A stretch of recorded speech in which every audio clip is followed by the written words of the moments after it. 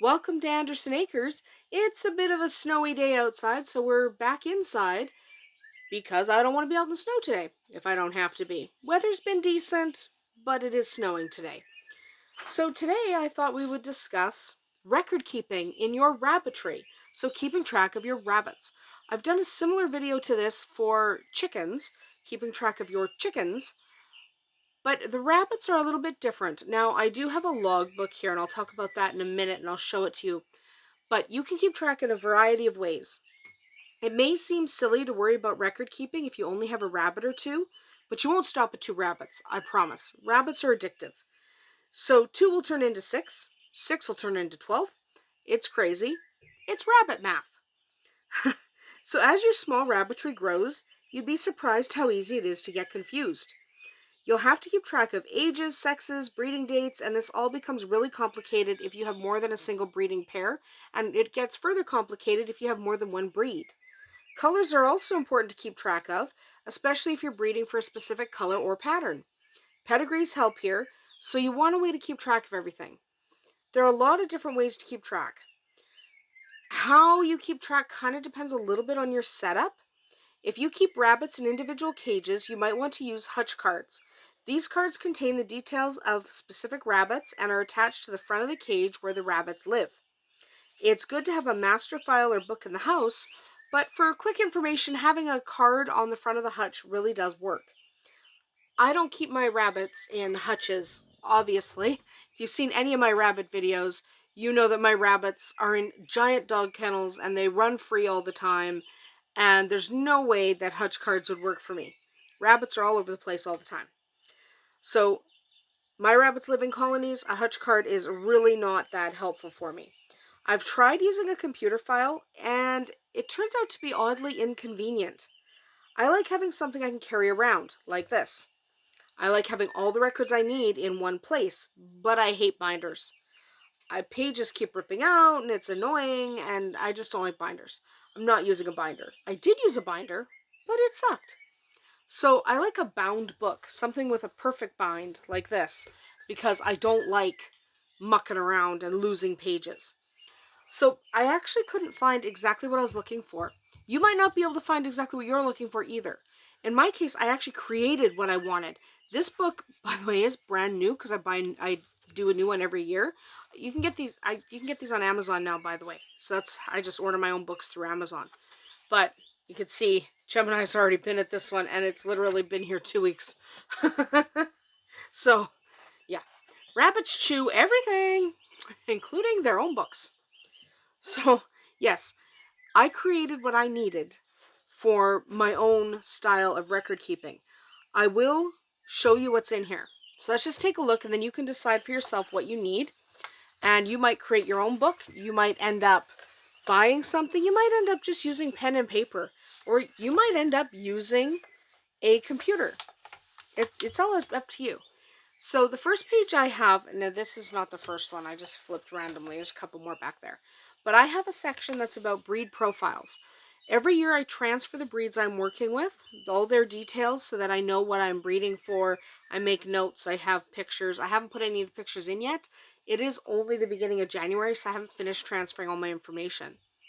But I keep track of the breeds I'm breeding. This year I'm only breeding Rexes and Lops. We're not sure yet if we're going to venture back into Flemish. So right now I'll only fill in 2 of these pages. There are several of these pages.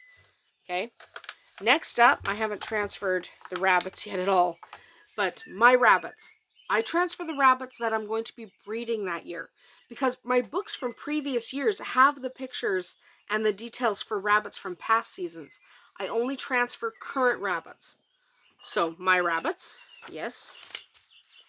The next section is breeding records. You'll notice a little bit's been chewed up here too. Gemini's a bad bunny. She's a bad bunny. So I have breeding records. This allows you to keep track of who you bred, whether it was successful, when you bred them, when their nest date might be. Yeah, you can use an app, but I really like being able to drag this all around the barnyard, and by the end of the year, it does look kind of ratty. It's already starting off ratty because a rabbit chewed it. Okay, after the breeding record sheet, I have show records. You might not need show records. Maybe you don't show. I do go to shows, so I like to keep records of how everyone did. Sometimes I record how other people's rabbits did, so I know what I'm up against. Then we come to a section, I'll turn the book, about basic finances. I do this month to month. Obviously, it's January, I haven't filled in a month yet. But I do this month to month. So I fill in income, expenses, so I can kind of keep track of how much my bunnies are costing me. And then if you flip a few more pages down, there's a rabbit sales sheet. I like having a rabbit sales sheet because it allows me to figure out exactly how many bunnies I sold and who I sold them to. It's nice if you're keeping track of your own lines to know where your rabbits have gone. I breed show lines, so that's actually kind of important. And then we get to pedigrees. I haven't transferred those either. Pedigrees are the most important thing for me personally. I need to keep track of my pedigrees. Again, my rabbits are show rabbits. So I need to know who Mama is, who Papa is. I just need to keep track. This allows me, there are 100 of them in this book, and that allows me to keep track of each rabbit I breed in any given year. I do not transfer my pedigrees from one year to the next. I just refer back.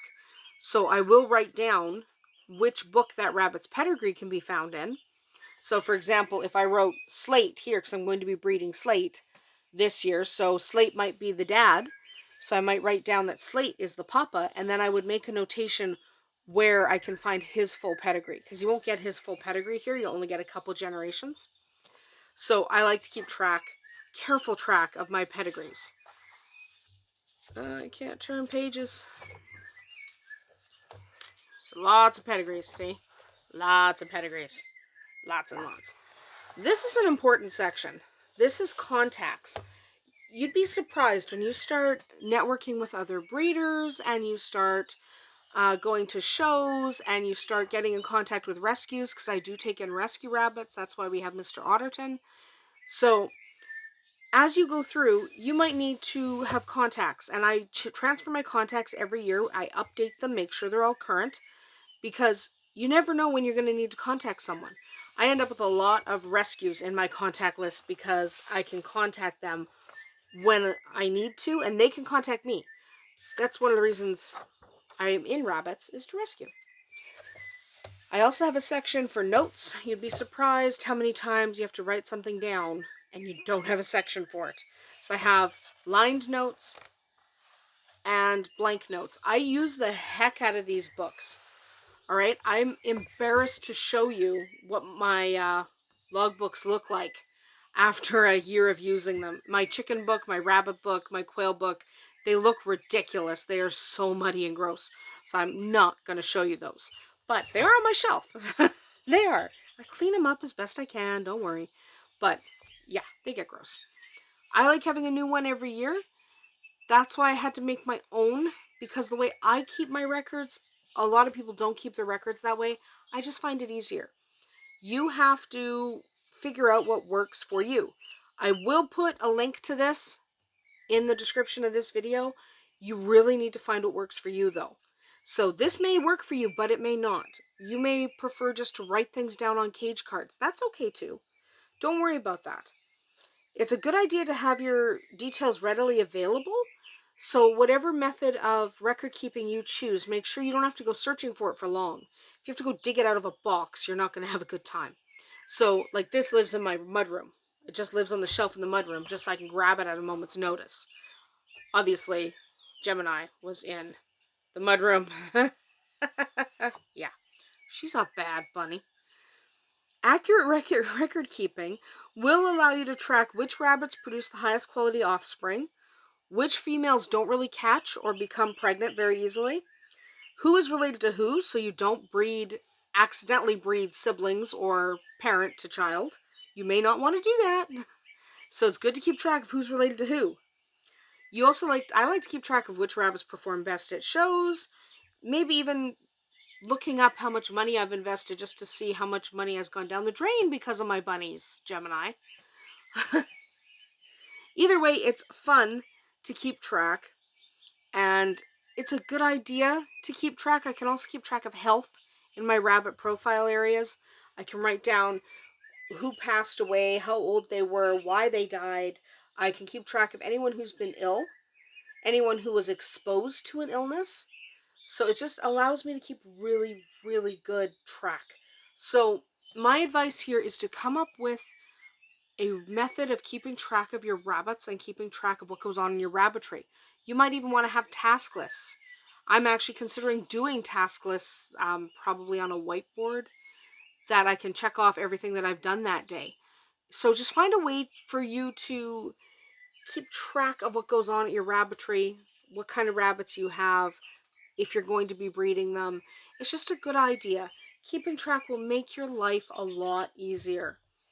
It just does. So you don't have to use this. This is just what I use. Everyone has a different system. I like having a book. You might not. So figure out what works for you and your rabbitry and go with it. And don't be afraid to change. So if you don't like the system you used last year, this year try something new. It's not a big deal. You can always change your system again if you don't like it. But that's about it for us here today at Andersen Acres. We'll see you tomorrow.